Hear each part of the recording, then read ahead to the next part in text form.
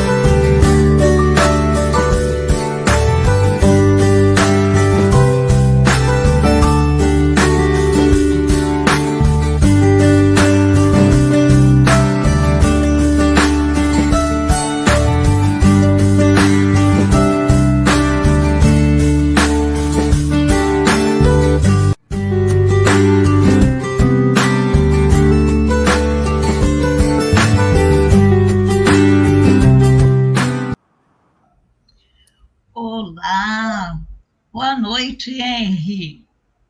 Oi, Delfa, boa noite, tudo bem? Como é que você está? Tudo em ordem? Tudo bem, estamos bem. E você aí, como é que está? Bem, graças a Deus, estou bem. E queria agradecer de novo a vocês todos que são estudiosos e como nós estamos no caminho de aprendizagem, pelo convite. Para mim é sempre um prazer falar de Kardec. Um abraço a todos vocês. Olha, agradecemos seu carinho, sua atenção, sabemos dos seus múltiplos compromissos, mas ficamos muito felizes em atender-nos mais uma vez, porque será sempre um prazer imenso poder assisti-lo, poder ouvi-lo, tá, meu irmão? Agradecemos imensamente, tá bom? Muito obrigada mesmo.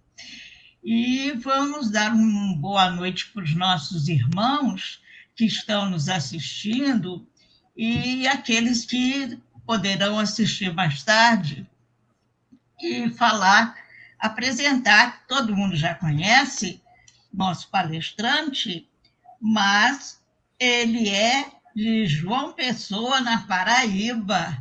Olha, mesmo distante, ele está nos unindo num só objetivo, que é estudar a doutrina dos espíritos. Então, já estamos nos preparando e, nesse momento, nós vamos, então, fazer a nossa prece inicial. Senhor Jesus, nosso mestre e amigo, Deus, nosso Pai de amor e bondade, estamos aqui reunidos e agradecendo por mais essa oportunidade, mais uma vez, estudar a doutrina dos espíritos, trazendo para nós orientações, esclarecimentos sobre todas essas escaladas da nossa vida, os objetivos que temos em mente, e agradecendo ao nosso irmão Henry Neto, que preparou para nós esse tema muito importante, muito interessante, e vamos pedir, então, aos espíritos bondosos que possamos estar com o nosso pensamento e o nosso coração abertos para os ensinos da noite. Agradecemos a nossa mentora Zilda Gama, que possa inspirar o nosso palestrante, que com tanto carinho trouxe para nós mais um tema para nosso esclarecimento. Então, Senhor, mais uma vez pedimos que nos abençoe, que nos proteja e ilumine sempre. Que assim seja, graças a Deus. Então, meu irmão, nós deixamos com você a palavra.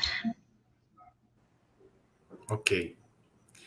Eu gostaria de dizer a vocês que este assunto é um dos, eu diria que é o mais importante da nossa doutrina, porque é um assunto que puxa muita responsabilidade. E quando nós entendemos o que significa, a gente fica, além de reflexivo, com mais responsabilidade. Porque será que o livre-arbítrio é uma escolha? Uma simples escolha? Será que eu só vou escolher assim, assado, ou sim ou não? Se o livre-arbítrio fosse só uma escolha, a inteligência artificial tinha livre-arbítrio. Por quê? Porque ela faz escolhas através de 0 e 1. Quem estuda linguagem de máquina binária sabe, né? O 0 é fechado, o 1 é aberto, e ele vai fazendo isso e vai fazendo as escolhas, entre aspas. Então, livre-arbítrio não é só escolha, como muita gente fala e talvez até fique um pouco equivocado. Então, eu vou convidar vocês para que a gente entre no Livro dos Espíritos, logo no comecinho, logo lá no comecinho, né, quando define Deus. E aí Kardec faz uma pergunta, define o que é Deus, eles definem que Deus criou o universo e só existem 2 elementos no universo, espírito e matéria. E acima disso, Deus, né? Mas o que é o espírito? Preste atenção que esse espírito aí está escrito com E minúsculo. E aí os espíritos respondem, é o princípio inteligente do universo. Então, tudo que tem inteligência é espírito. Mas o que é inteligência para o espiritismo? O que vem a ser a inteligência? Para que nós saibamos o que tem o princípio inteligente, nós teremos que identificar a inteligência em primeiro plano. Então, na pergunta 71, Kardec pergunta: a inteligência é um atributo do princípio vital? Ou seja, pertence à vida que está naquele corpo? Não. Pois que as plantas vivem e não pensam. Só tem vida orgânica. A inteligência e a matéria são independentes. Olha aí. Inteligência é uma coisa. A matéria não tem inteligência. Tá? Então, daqui a gente já vai tirando várias reflexões. Primeira delas, Espiritismo define perispírito, semimaterial. Tem inteligência? De jeito nenhum. Então, também não tem memória. Então, esse negócio de dizer que perispírito tem órgãos, como tem no meio espírita, porque fica nas marcas do perispírito? Não. Inteligência é uma coisa, matéria é outra. Perispírito tem semimaterial, então não tem inteligência nem memória. Porquanto um corpo pode viver sem inteligência. Mas a inteligência só pode, por meio de órgãos materiais, pode manifestar-se. Necessário é que o espírito se una à matéria animalizada para que esta possa expressar inteligência. A inteligência é uma faculdade especial, peculiar a algumas classes de seres orgânicos e quis lidar com o pensamento à vontade de atuar. A consciência de sua existência e de sua individualidade, assim como os meios estabelecem relações com o mundo exterior e de proverem as suas necessidades. Então, o espírito tem 3 principais atributos. 3, a vontade, a inteligência e o pensamento. Esses são os 3 principais atributos do espírito. Desde o espírito com E minúsculo, desde o princípio inteligente, esses são os 3 atributos do espírito. E aí, prosseguindo mais o Livro dos Espíritos, se aprofundando mais, Kardec pergunta: que definição podemos dar dos espíritos com E maiúsculo? Eu tenho visto muitos livros que se dizem espíritas, que falam que são espíritas, e escrevem espíritos com letra minúscula. Doutrinariamente, Kardec definiu: o espírito com letra minúscula é o princípio inteligente. E o espírito com letra maiúscula, esse é o espírito já com consciência e que é a primeira encarnação nominal. Pode-se dizer que os espíritos são seres inteligentes da criação, povoam o universo fora do mundo material. E aí Kardec dá uma nota. A palavra espírito é empregada aqui para designar as individualidades dos seres extracorpóreos e não mais o elemento inteligente universal. Então a gente tem que dividir espírito de espírito com E maiúsculo. Quem estuda o espiritismo, quem sabe o livro dos espíritos, tem que distinguir isso daí, porque isso é fundamental. Na 593, dá um pulo, Kardec passa sobre a vida espírita, fala sobre a reencarnação, vai avançando e ele pergunta, pode-se dizer que os animais só obram por instinto? Ainda há um sistema. Os espíritos respondem. É verdade que, na maioria dos animais, domina o instinto. Mas não vês que muitos obram denotando acentuada vontade? É inteligência, porém limitada. Então, os animais têm uma inteligência primitiva, uns maiores, outros menores. Os insetos, as formigas, as aranhas, têm o princípio inteligente, uma inteligência muito primitiva.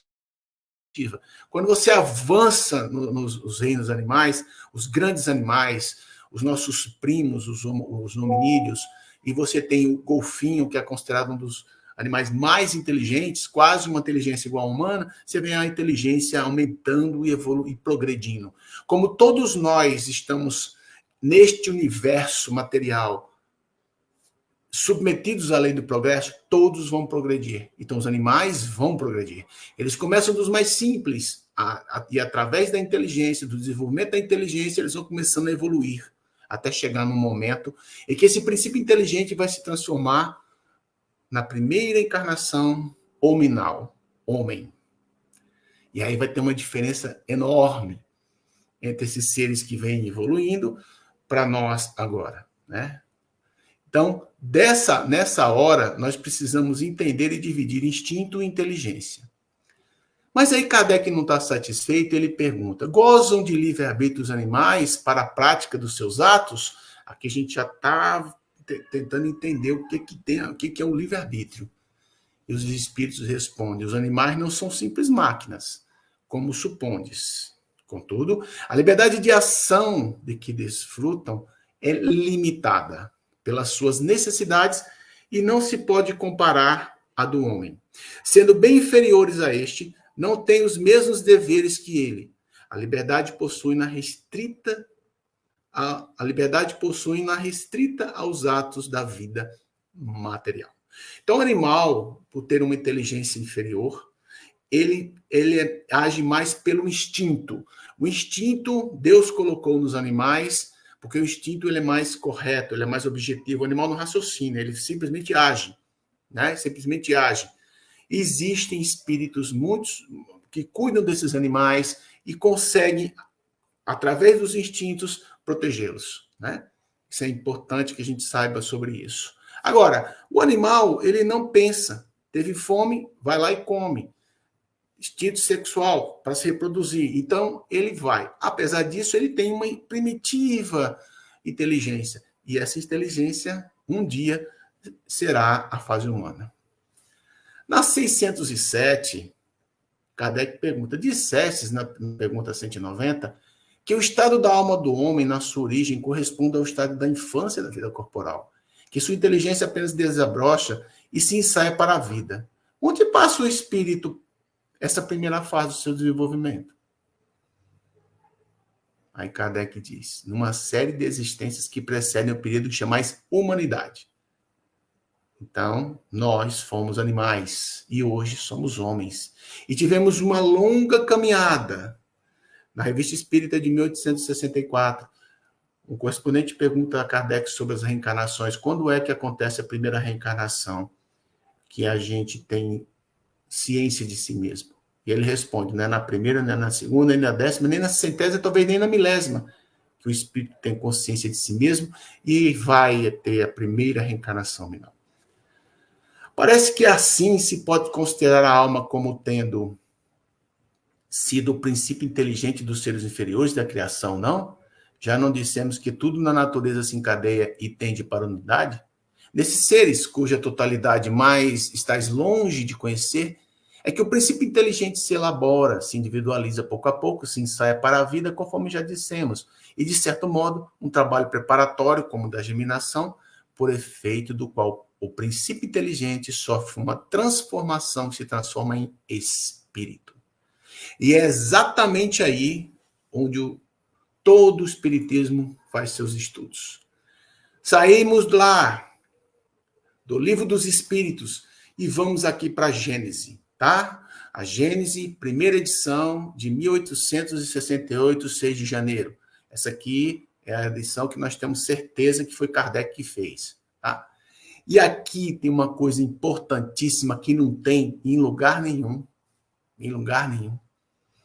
Se estudássemos todas as paixões, até mesmo todos os vícios, esse capítulo ele fala sobre o bem e o mal, ele vai explicar os vícios, vai falar sobre por que nós temos imperfeições, como é que acontece, e aí ele fala, se nós estudarmos todas as paixões do homem, os vícios, vemos que eles têm seu princípio no instinto de conservação. Esse instinto, em toda a sua força nos animais e nos seres primitivos que estão mais próximos da vida animal, ele domina sozinho. Sozinho, porque entre eles ainda não há o contrapeso do senso moral. O ser ainda não nasceu para a vida intelectual. O instinto enfraquece. Ao contrário, à medida que a inteligência se desenvolve porque domina a matéria. E esse trecho cortaram da Gênese da última edição. Com a inteligência racional, preste atenção como isso é importante, nasce o livre-arbítrio, que o homem usa a sua vontade, então somente para ele começa a responsabilidade dos seus atos. Então, o que isso significa? Que nós nascemos lá, bem distantes, seres simples e ignorantes, simples, sem inteligência, ignorantes, sem moral, e vamos começar a nossa trajetória com o princípio inteligente, dos seres mais simples aos mais complexos e passando por vários reinos até chegar na hora que nós ganhamos a inteligência racional e a partir daí começamos a adquirir o poder do livre-arbítrio, que começa muito limitado. E à medida que eu vou aumentando a minha escala espírita dentro da escala alminal, eu já começo com um espírito inferior, vou aumentando as minhas responsabilidades e eu vou aumentando o meu livre-arbítrio. Um espírito puro como Jesus, ele tem um livre-arbítrio imenso e uma tremenda responsabilidade. Então, nós não podemos... Cada ser, cada espírito tem o seu livre-arbítrio. O livre-arbítrio, segundo o Espiritismo, não é como o da igreja, que é fixo e absoluto. Não, cada um só pode responder pelo aquilo que tem ciência. Aquele que faz e não sabe o que está fazendo, ele deve ser considerado como uma criança, porque não pode responder pelos seus atos. Isso nos puxa muita responsabilidade. Quando somos animais, nós temos que matar para comer. Mas o homem não precisa matar para comer. Outro homem. Então, existe uma grande diferença. Aqueles homens que têm consciência disso e fazem isso, são penalizados. São muito penalizados. Penalizados no sentido de a sua própria consciência. Deus não pune, não castiga e nem perdoa. Nós é que fazemos isso pela consciência. E tem um detalhe. Os espíritos inferiores, né, eles pensam que estão sendo castigados, mas, na verdade, não são castigados. Eles estão sofrendo. E isso nós vamos ver e começar a ver por quê.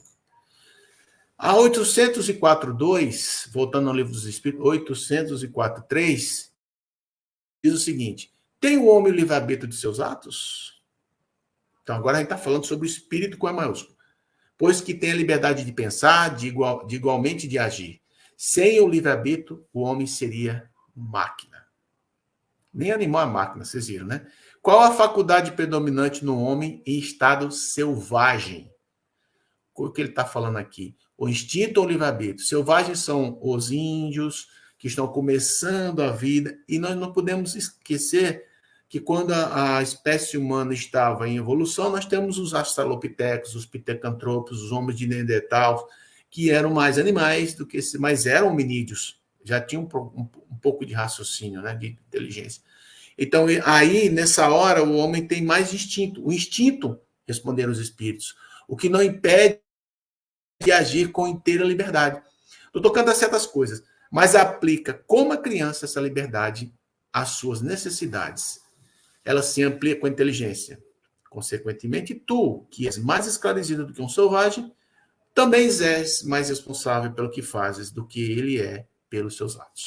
Então, a gente está vendo que o livre-arbítrio começou sendo definido no comecinho do Livro dos Espíritos, já vai no quase mais da metade, ainda fala sobre isso, e foi para a Gênesis. Ou seja, é o cerne da doutrina espírita. Livre-arbítrio, liberdade, autonomia. É isso que o Espiritismo manda e prega. Ele não manda nada, ele não impõe nada. Só diz o seguinte, você é autônomo. Você tem autonomia moral. Tudo que você fizer, você vai responder. Você vai ser responsabilizado por isso. Então, é isso que é o Espiritismo. Muitas pessoas ainda acreditam no karma. Não é Espiritismo isso. Muitas pessoas falam, eu estou aqui para pagar minhas dívidas. Também não é. Muitas pessoas ficam falando, eu vou ter um processo, um programa reencarnatório. Não é assim também. Então, muitos falam, mas por que vocês misturam tanto? Porque se a base do espiritismo é o livre-arbítrio, é a fatalidade. São coisas diferentes. Se você tem a fatalidade, não pode ter o livre-arbítrio. Uma coisa não combina com a outra. Então, aí Kardec pergunta, haverá fatalidade nos acontecimentos da vida, conforme é o sentido que se dá a esse vocábulo? Quer dizer, todos os acontecimentos são pré-determinados? E neste caso, que vem a ser o livre-arbítrio? Kardec vai e pergunta profundamente.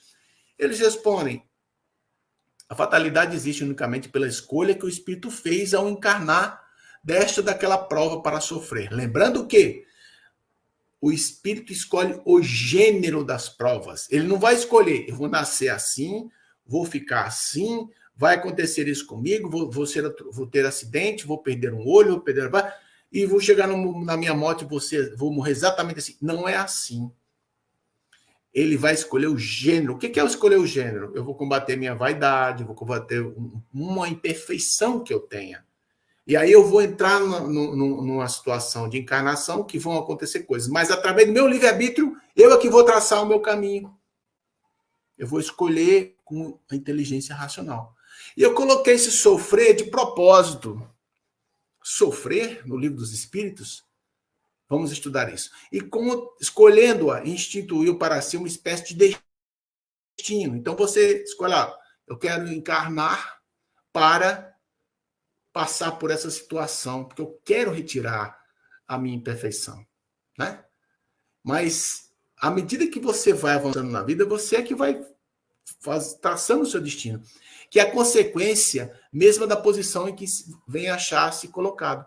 Falo das provas físicas, pois, pelo que toca às provas morais e às tentações, o espírito, conservando o livre-arbítrio quanto ao bem e ao mal, é sempre senhor de ceder ou de resistir. Então, a prova física, sim, se ele escolher, por exemplo, eu tenho um problema, eu já reconheci, eu sou vaidoso. É uma imperfeição. Mas eu tenho que combater isso. Aí, em muitas palestras, eu até brinco. Eu falo, vocês acham que para vocês corrigirem vaidades, tem que nascer bonito ou feio? A maioria das pessoas diz feio. Não. Se você nascer feio, você não vai ter a matéria influenciando você. Bonito, você vai ter um montão de gente te elogiando e a tua vaidade vai começar a ser provocada. E é exatamente aí que você vai ter que entrar. Você vai ter que entrar aí para fazer o quê? Começar a dominar, através da sua vontade, as imperfeições. E é só nessa hora que o espírito começa a progredir. Né? Então, vejam, ao vê-lo fraquejar, um bom espírito pode vir em seu auxílio, mas não pode influir sobre ele de maneira a dominar-lhe a vontade. O espírito mau, isto é, inferior, mostrando-lhe, exagerando aos seus olhos um perigo físico, ou poderá abalar e amedrontar. Nem por isso, entretanto, a vontade do espírito encarnado deixa de conservar livre de quaisquer perdas. Isso aqui quebra todo mitos do meio espírita, de achar que os obsessores são poderosos, que eles vêm, nos adoecem. Não é assim. Olha aí. Você tem boas influências, você tem espíritos que te ajudam, tem também as influências, mas o seu livre-arbítrio é sagrado. Ninguém, nem o teu anjo guardião vai mudar isso. Dito isso, queria chamar a atenção a todos vocês. Nunca, nunca, nunca, nunca você vai ter problemas com obsessores. Porque você é o dono da sua vontade. Existem casos também. Existem casos e casos de vinganças, né? Nós temos casos, por exemplo, a Revista Espírita de 1863, em dezembro, da senhorita Julie, que era uma menina de 16 anos que foi possuída. Kardec vai estudar isso e descobre que essa menina teve um problema com um espírito chamado Fredegunda. E essa Fredegunda estava tentando se vingar dessa menina. E eles já tinham feito de tudo e não conseguiram. Só que aí um grupo mediúnico à distância, a 100 quilômetros da cidade, fazia mensalmente várias reuniões e começou a conversar com esse espírito. E aí esse espírito foi conscientizado. E aí, quando aconteceu isso, ele simplesmente se afasta da menina e a menina se cura. Onde já tinham vindo vários médicos, vários padres e magnetizadores. E ninguém tinha conseguido. Por quê? Porque existe a conscientização dos espíritos. Então, nessa hora, nós temos que ver que existem casos e casos. Mas uma coisa é sagrada. O livre-arbítrio é o direito sagrado de todos os espíritos. Estou botando esse nome até para provocar. Lá no Céu e Inferno, um livro que eu recomendo que todos leiam, 1, 2, 3, mas a edição de 65, com a introdução, o prefácio do livro. Esse também é o único livro que a gente tem certeza que Kardec publicou. E nessa edição de 65, nós temos, no capítulo 8º, as penas futuras segundo o Espiritismo, explicando por que nós sofremos. Por que nós sofremos? A alma ou o espírito sujeita-se na vida espiritual às consequências de todas as imperfeições às quais ela não se despojou durante a vida corporal. Seu estado feliz ou infeliz é inerente ao grau da depuração ou de suas imperfeições. Vamos pensar sobre isso. Eu estou lá, fui criado e vou... O princípio inteligente, bem simples, vai começando a encarnar em vários dos reinos mais simples, e ele, através dessa relação com a matéria, ele vai desenvolvendo a inteligência. Os animais, os caçadores, aqueles que fogem, eles vão desenvolvendo essa experiência. E o espírito, o princípio inteligente, vai a partir daí desenvolvendo a inteligência. Quando ele vai chegando próximo à primeira encarnação nominal, ele encarna e aí ele começa a escolher.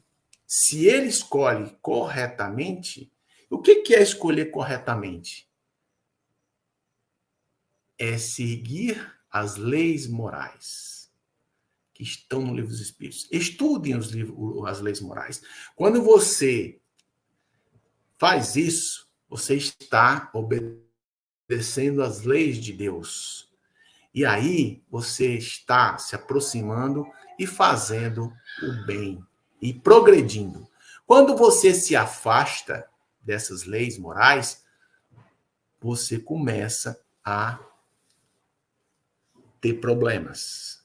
Você vai desenvolver as imperfeições, que são os nossos vícios. E quando você escolhe corretamente, você desenvolve suas virtudes. Então, o sofrimento é provocado por você mesmo. Não é uma dívida que você tem no passado. Não é um espírito que você tem que pagar uma coisa. Nada. Foi você próprio que causou isso. E você próprio pode resolver. Por quê? Sendo todos os espíritos perfectíveis vai chegar à perfeição, em virtude da lei do progresso, trazem em si os elementos de sua felicidade ou de sua infelicidade futura e os meios de adquirir uma e de evitar a outra trabalhando em seu próprio adiantamento. Então, nós podemos fazer isso. Então, por que nós sofremos? Qual é a causa do nosso sofrimento? A felicidade perfeita está ligada à perfeição, ou seja, a depuração completa do espírito. Toda imperfeição é uma causa de sofrimento. Da mesma forma que toda qualidade adquirida é uma causa da satisfação e da atenuação dos sofrimentos. De onde resulta que a soma da felicidade e da infelicidade está na razão da soma das qualidades boas ou más que possui o espírito. Está muito claro, muito claro. Então, nós temos a nossa responsabilidade de construirmos o nosso futuro. Quando nós estamos já nas primeiras reencarnações como homem, humanas, nós adquirimos o livre-arbítrio. No Livro dos Espíritos, na 895, Kardec pergunta: qual é o maior dos vícios? E eles respondem, tirando todos os vícios, todos, eles colocam tudo. Então, aí você tem alcoolismo, tabagismo, drogas, tirando tudo isso, todos eles são originados do interesse pessoal. Aí você entende o que está acontecendo no mundo. Nós estamos no mundo de provas e expiações, onde nós temos espíritos imperfeitos neste planeta. E a grande maioria com interesse pessoal e com livre-arbítrio. Então, esse mal, entre aspas, porque o mal não existe, o mal absoluto não existe, o que existe são fases transitórias do espírito. Este mal que as pessoas falam que existe na Terra, não foi Deus que fez, foram os espíritos, através do seu livre-arbítrio. Por isso, nós temos que entender muito sobre isso e nos responsabilizarmos cada vez mais por todos os nossos atos, porque esses atos geram consequências, né? E essas consequências são naturais, nós temos que lidar mais tarde de uma maneira até um pouco mais difícil. Por quê? Quando você desenvolve um mau hábito, que é um vício, é muito mais complicado você corrigir do que um bom hábito, que é automático. Então, como é que nós resolvemos isso? Também isso é inferno. Arrependimento, expiação e reparação. E lembrando que expiação não é castigo. Expiação é uma maneira de você melhorar. Uma oportunidade que vai ser dada a você, numa reencarnação, para você trabalhar isso. Que eu falei, você vai vaidoso, você vai ser incentivado para trabalhar essa imperfeição. O egoísmo, que é a grande maioria dos espíritos, talvez até 100% dos espíritos que estão na Terra têm egoísmo. E uma coisa pior ainda, orgulho. Né? Então, nós temos um planeta e uma sociedade onde tudo gira em torno de você fazer sucesso, você ser bonito, você ter uma casa, você ter e passar por cima de tudo para fazer sucesso na vida. Isso é a nossa mensagem que é nos dada neste mundo. E nós entramos nessas reencarnações justamente para isso, para combater tudo isso. E nós temos exemplos e exemplos de todos. E nós podemos, com isso, lutarmos para, primeiro, nos corrigirmos, primeiro, combatermos isso. Quando nós conseguirmos, através do nosso livre-arbítrio, combater tudo isso, a gente vai agora o quê? Ajudar o próximo. Então, nós temos que, depois que nos equilibrarmos, igual lá no avião, lembra, pessoal, quando você está no avião, que você vai ter um problema, se tem um problema, a aeromoça fala, em caso de problema, quando descer uma máscara, primeiro coloque em você e depois na pessoa que estiver ao lado. Então, para você ajudar qualquer pessoa, você tem que estar equilibrado. Primeiro ponto. Estamos aqui para isso, para nos equilibrarmos e depois ajudarmos a equilibrar os próximos. E quando um dia nós formos para a segunda ordem, os espíritos superiores, a primeira coisa, a primeira missão que nós receberemos é sermos um anjo guardião. E isso é fundamental. Ou seja, o mundo espiritual, ele é uma grande dinâmica força que faz com que o universo se movimente. São os espíritos, os princípios inteligentes que fazem com que o universo ande. E Deus cria espírito o tempo todo. E essas escalas, dos mais inferiores para os mais superiores, todas possuem livre-arbítrio. Aqueles mais restritos, no começo da escala, e no final, aqueles superiores e puros, com um livre-arbítrio muito superior, mas também com grande responsabilidade. Lembrando, só uma coisa para finalizar. Victor Hugo, na sua grande obra Os Miseráveis, conta a história de fatos que ocorreram depois da Revolução Francesa e das guerras napoleônicas. E ele vai contar a história de pessoas que sofreram as consequências. E no título fala sobre os miseráveis, a ralé do povo. E ele começa com um personagem que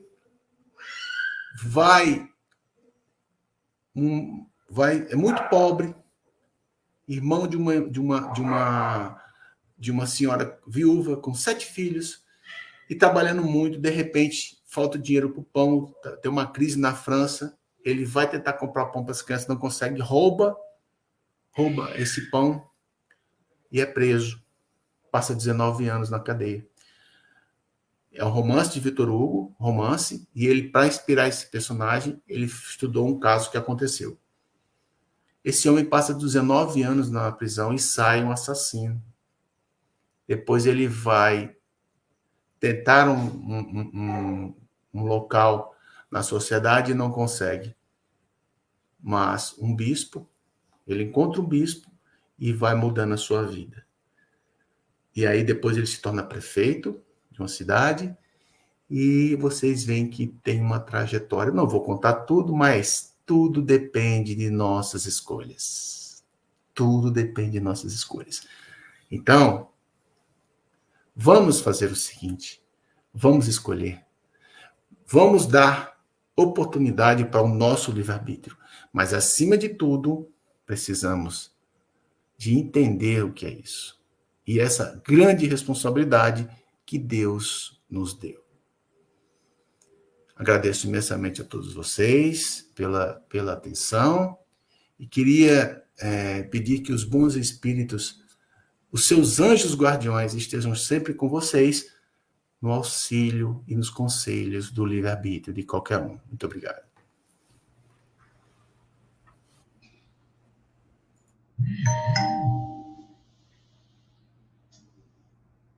Olá, meu querido irmão.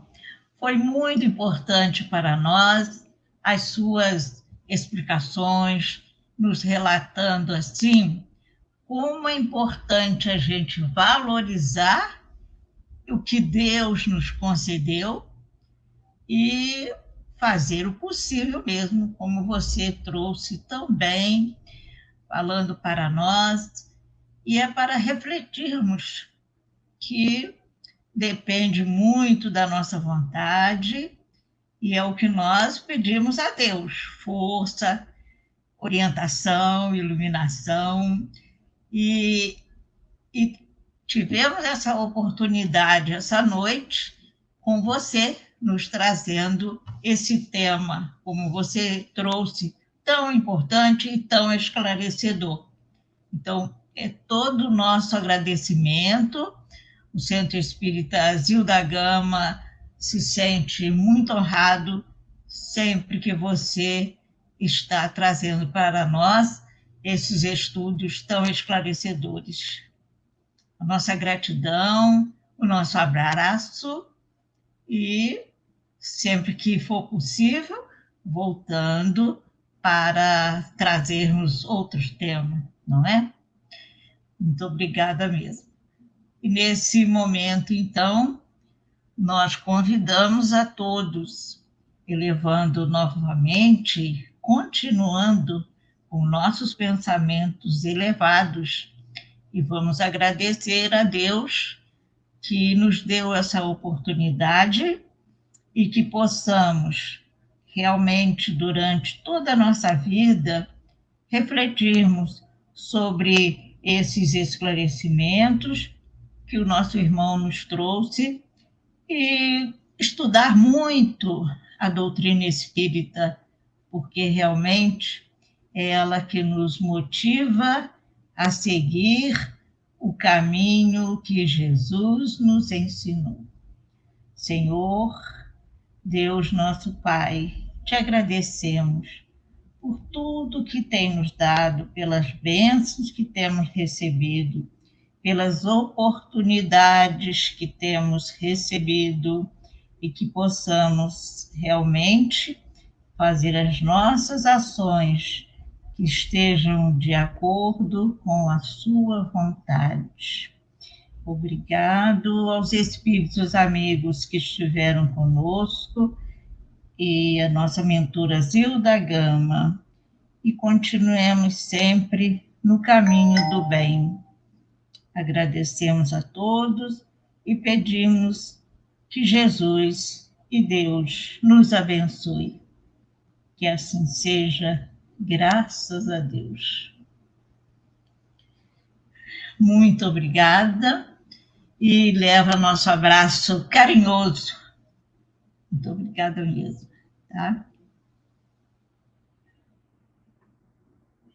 Até. Audio Jungle.